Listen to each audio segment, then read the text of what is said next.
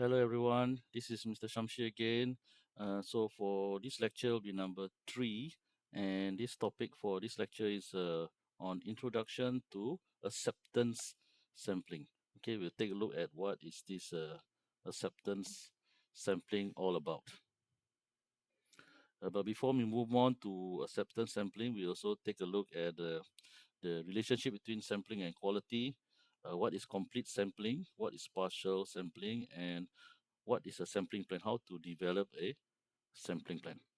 Okay, before we take a look at what are the acceptance sampling plan, the types. Okay, so hopefully after this you'll be able to understand what is acceptance sampling and why we need to do it. Okay, before we go straight to acceptance sampling, here is about sampling and their relationship with quality.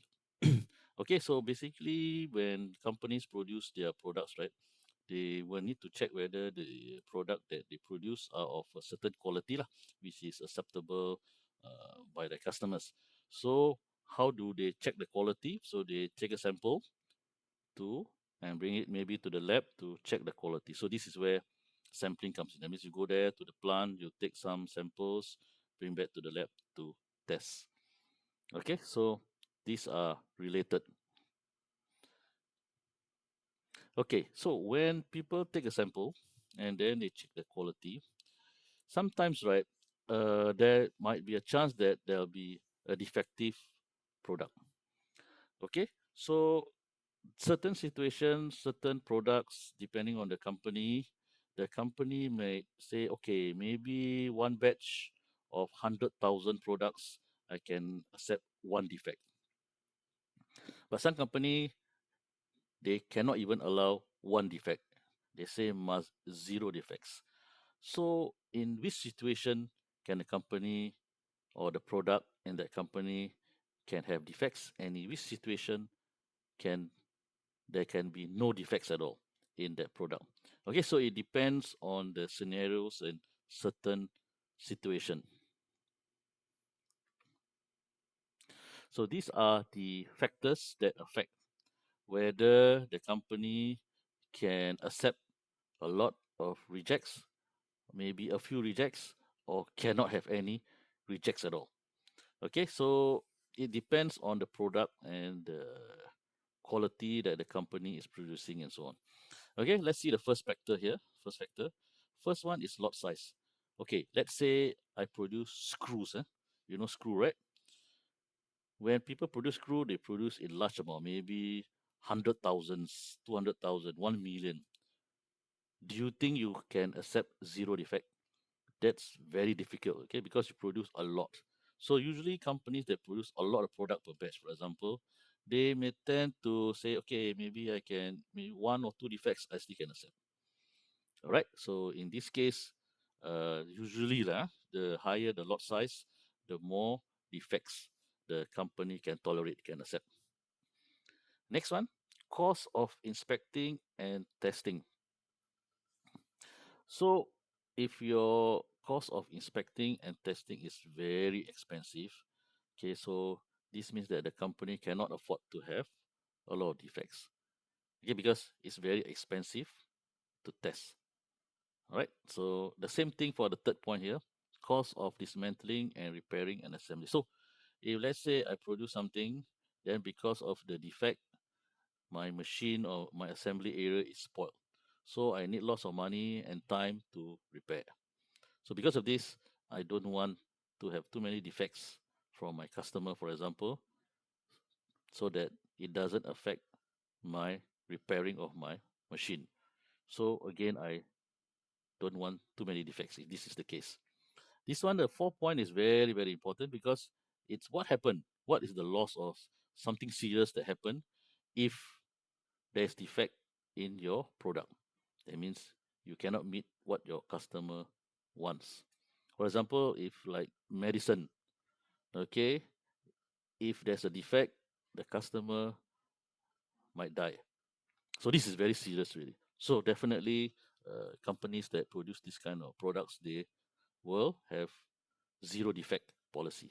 Okay, so they don't want all this. See, this is an example here. Pharmaceutical definitely zero defects policy. Okay, because any medicine, you cannot tolerate any defects because it will affect your patient. So instead of making them better, you make it worse. So for this type of industry, zero defect. But there are other industries like, for example, right, the screws and maybe light bulbs and all these things, not so serious. Okay, the most you go back there, complain, then change a new one. That's all. So in the interest of speed and convenience, usually in a big lot, you tend to have a few defects, some defects. Okay, so that is how people determine how many rejects the company can tolerate. Okay, so it's virtually impossible that every product has zero defect one. Okay, some yes, some industry yes, like pharmaceutical zero defect. Some very hard to get zero defects. Okay, so it depends on the four factors that we covered earlier. Okay, these four factors. This one. Okay. Anyways, let's move on. So as mentioned just now, in order to check the quality, right, of your product, okay, when I buy, let's say I buy the product from my supplier, okay, so how do I ensure that this is the quality that I want? I also must check, right? So there's two choices for me here: complete inspection, partial inspection. Okay, so let's say I buy 10,000 light bulbs. I want to check whether they are okay or not, the quality. So I have a choice of complete or partial inspection to determine the quality. So complete means, as per the word here, complete. That means you check every single thing that you buy because it's complete. Okay, so you check everything. Partial, you don't check everything. So this is where sampling comes in. You take some items only, a sample. Remember the definition of a sample? A small part of the big area. Okay, take a bit, bring back to the lab to test. If this small group of sample that you take, where if of good quality, then you accept the whole lot, even though you never test the whole lot. Got it? So this is what sampling is all about. Okay, you don't test everything, partial inspection only. That means you just go there. Let's say I produce 10,000 light bulb. I only take maybe 100, 200 light bulbs to test. So based on this 100 and 200 light bulb that I test, if the quality is good, I accept that whole 10,000 light bulbs that I buy. So this is called partial inspection. So some people term it acceptance sampling. So this is what we are going to cover in this lecture, acceptance sampling. That means I base on this item, the sample of items that I take to decide whether the whole product that I buy, the whole lot that I buy, whether I can accept or reject based on this item. That's why when you take a sample, it's very, very, very important. You take it properly. So why don't we test everything? The best, right? When we test everything, we confirm we can check whether it's of good quality or not. The whole lot. These are some reasons why we don't do this. Okay, that's why people tend to do partial inspection. That means take a sample to test. These are the reasons. First one, destructive. Destructive means, right, once you do the testing, you cannot use it anymore. This is a good example, your light bulb. How do I check whether it can work? I light it up, right? To see how long it lasts, right? But after it lasts finish already, I cannot use it anymore. Because during my test itself to see the quality, I use up already. Okay? So this is the meaning of destructive. So if I test everything, I got no light bulb left to use. That was the point because I use it all for testing. Okay? So that's why people don't do complete inspection. Next one, expensive. That means the test you not testing for light bulb, other tests that you need to check for the quality of the product. Okay, it's expensive. So if you test everything, wow, your company spend a lot of money just to test. Okay. Next one, time consuming. Yes, some of the tests, right, is very time consuming. That means take a long time to test. So if you buy a lot of product, if your test is very long, there's no way you can finish your test on time. Okay. So then you have to wait very long before you can use. So again, this is another reason. Technology limitation. Sometimes there's just the technology is just not there for you to test every single product that you buy. Complete inspection. Okay, it's not fast enough. You know, right nowadays automated, but it's not fast enough to test everything. Okay, technology is limited. And this one, lot size too big, too many already. You buy 100,000, 200,000 light bulbs, too many to test.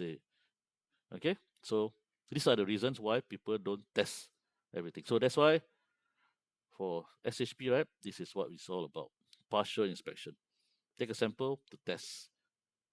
That sample you test good quality, you accept the whole lot. But this is the problem. Okay, because you only base your result on that small sample that you test, there might be a chance that, okay, let's say I test this sample, I say, okay, very good. But then the rest of the lot might not be good. But you see accept because based on the sample that you test. And vice versa lah. That means I test, oh, you're lousy, reject. But actually the rest of the product is good. So this is the risk. So when you do partial sampling, this risk is always there. You cannot escape it because you don't test everything. Right? So this is the risk of partial sampling. So it's inherent, it's always there. Right? So take note, this is very important because this is what this sampling is all about. The sampling plans is all about in SHP. Anyways, so once you accept already, let's say you test pass, okay lah, then you keep it lah. Remain in inventory until you use it for something, either you sell to another person or use it to make another product and so on. But if let's say the product is rejected, then it depends on the agreement that you have with the person that you buy from. Okay.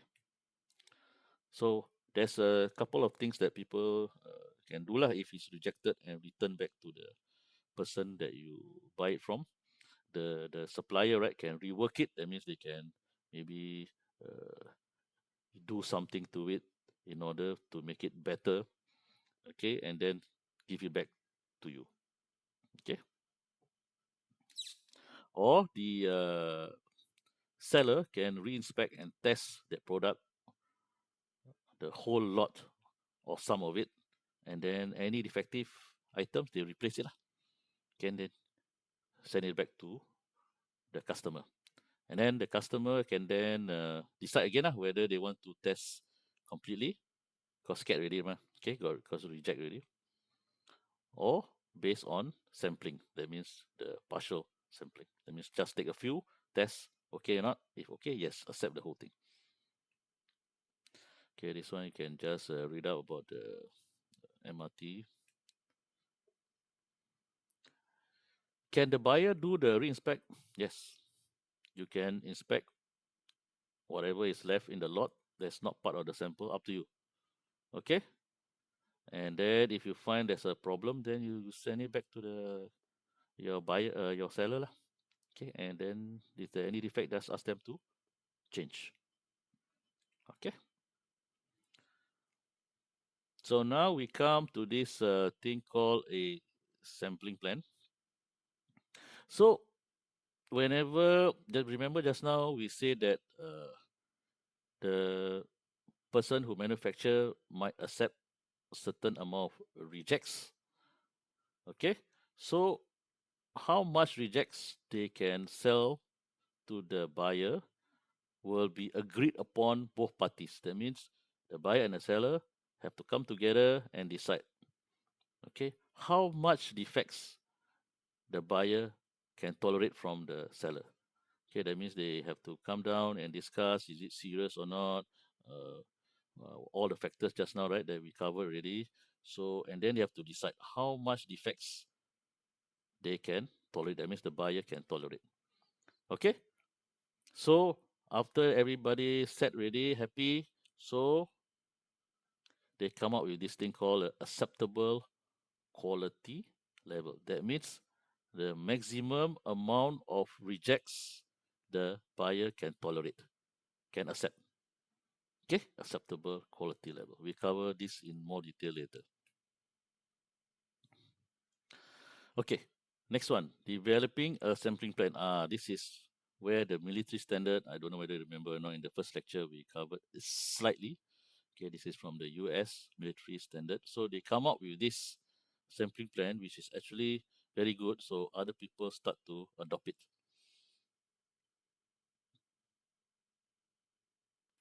All right, so you can see here that because of easy to use and all that, so other people start to use it and apply it.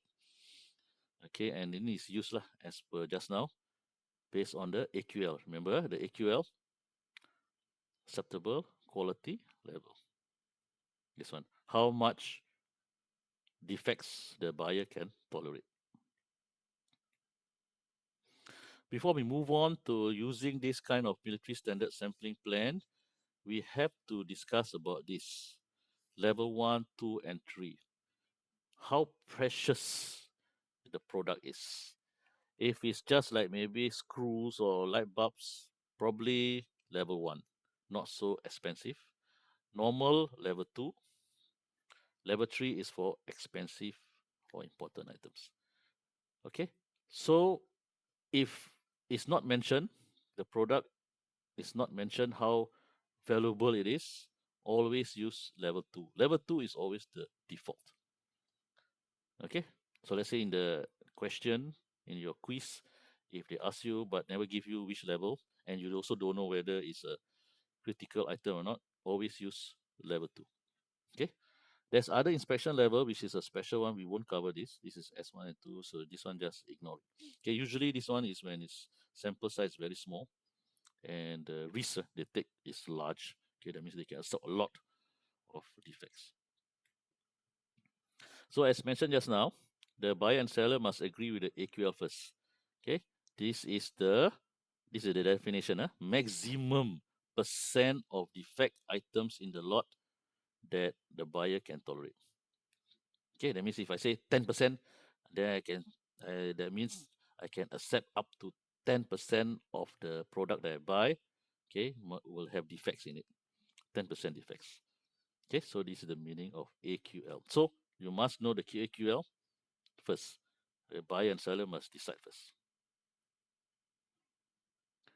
Okay, this table here will be the first table that you need to apply in order to use this military standard sampling plan. Okay, so what so far we know is you know the inspection level here, right? So 1 is cheap, 2 normal, 3 is expensive. Then you have all this alphabet. And then this is your batch size. How much you buying? Okay, the amount of product that you buy. Okay, let's take a look at this. So here you buy 100, 100, and the level is 2. So from this table, all you need to do is to go to your lot size 100. So you look for lot size 100 here, right? Try this one. Okay. So lot size is 100. Okay. So it's been between 91 to 150, right? Within this range. So level 2, right? In that question. So I have the alphabet F. That's how you use this first table. Doesn't make sense now, but you still need this first step here in this first table. Okay, let's move on back to this question. So you get F. Okay, then after that, you have to move on to the next table. Let me see whether there's a table here. Okay, never mind. I have a better table here. So just now we had F, right? F. Okay. So F, look down here. Here, F. So what you do is you go across.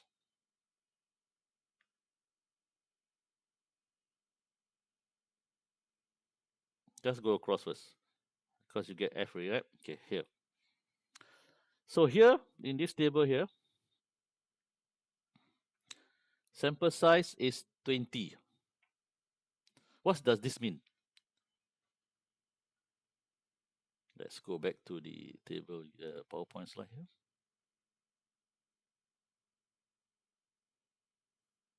$20. This means that out of 100 that you buy, right? You want to check the quality. This table can tell you how much sample to take. That means you no need to estimate how many samples should I take. No need. By using this table, okay, I can now know my lot size is 100, so I can now know how many samples to take based on the inspection level. Okay, so 20. So out of 100 you buy, right? You take 20, bring to the lab to test. Okay, more information here. AQL is 4%. Remember there's no AQL, how much defect the buyer can tolerate. So they decided is 4%. Okay, so we go back to the table again. Oops, now I have to do it again.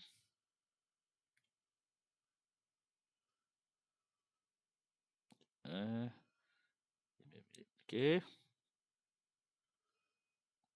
here, right? So AQL is 4. So to find the AQL is here, acceptable quality level. So it's 0.01, right? So look for 4. Do not times by 100, do not divide by 100, blah, blah. Even though it's in percent, it's already in percent already. So what you need to do is go down from 4, right? It's 4%, right? In the question. So let's do this. Yes. Here. So where it overlaps with your alphabet, so I have AC. AC is not analytical chem. AC is accept. RE is reject. So what basically this means, right, is I have 100, right, product I buy. I take 20 to test. The test. I found there are 2 rejects, the number of rejects. But here they say AC is 2. That means I can accept up to 2 rejects. Okay, so I test the 20, right? So if I find there's 2 reject, I still can accept. 1 reject, I can accept. 0 reject, out of the 20, I can accept. This is the max already that I can accept. So therefore, if more than 2 is 3, right? 3 means I reject already. That means out of the 20, I test all the 100. If there's 3 reject, I reject that whole 100 based on the 20 samples that I take. Okay, try to digest this. Okay, you got question, please ask us. So this is how we come up with this.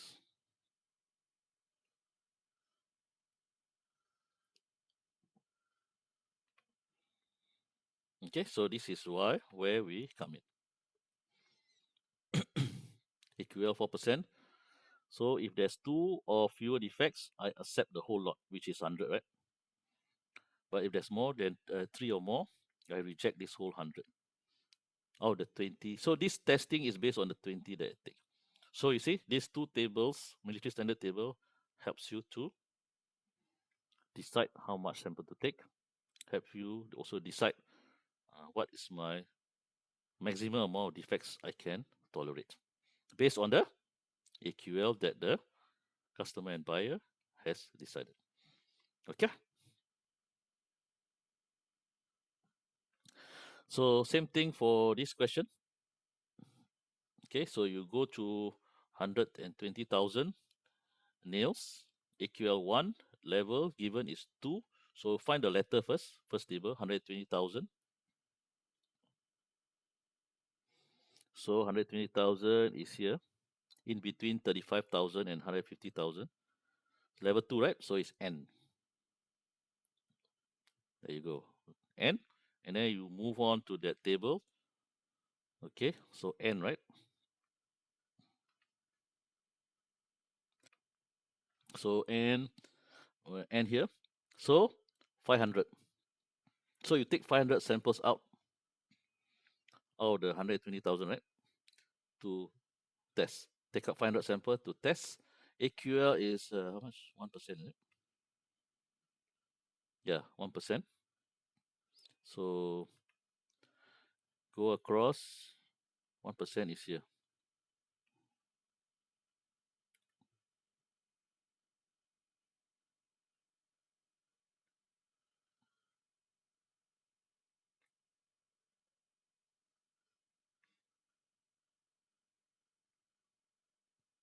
So it'll be accept 10, reject 11. Right. So this one, right? If you're not still not sure, please come and ask us lah. Okay, 10 and 11. Okay, so that's that for how to use the military standard table. So if that's why people like to use military standard table because it tells you everything, just how much you buy and the AQL and the level of the item, right? Is it cheap or not or normal? You can actually know how much sample to take and how much to accept and reject. Okay, let's quickly finish up this one. So acceptance sampling also can be by attributes and by variables. So attributes is straightforward. You go and test every single item that fail, go away, reject. Okay, that's it. Go or no go, pass or fail, finish. Okay, no need to talk so much. Okay, anything reject that you never meet your spec, you reject it.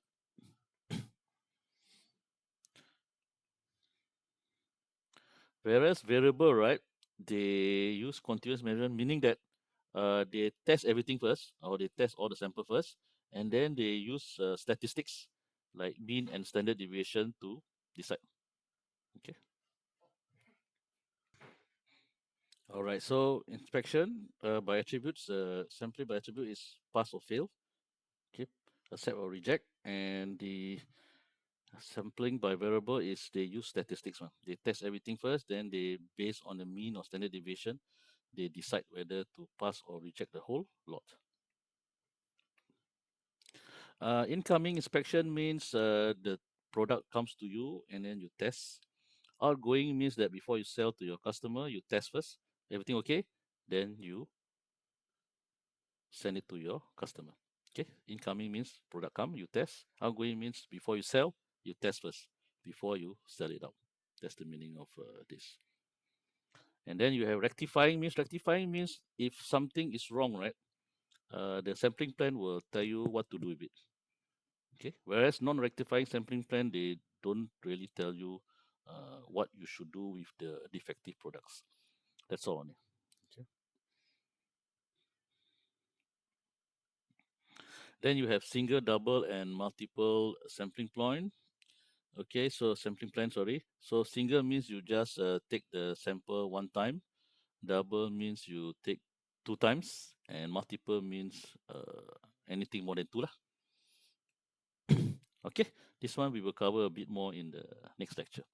All right, so that's that for lecture number 3. Thank you.